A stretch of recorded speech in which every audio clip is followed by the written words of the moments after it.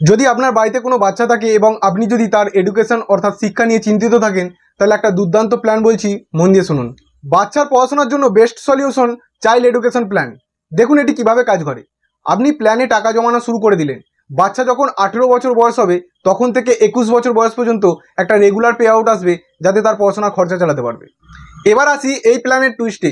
যদি প্ল্যানটি চলাকালীন বাবার মৃত্যু ঘটে, তবে সেই সময়ের লাইবিলিটিসকে মেনটেন করার জন্য একটা লামসাম বড় অ্যামাউন্ট পেমেন্ট করা হয় পরিবারকে।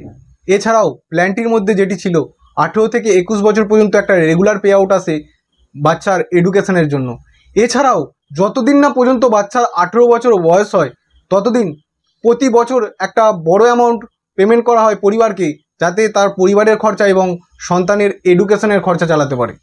এই রকমই দুর্দান্ত প্রোটেকশনমূলক চাইল্ড এডুকেশন প্ল্যান সম্বন্ধে জানতে স্ক্রিনে দেওয়া নাম্বারে যোগাযোগ করুন। ধন্যবাদ, ভালো থাকবেন।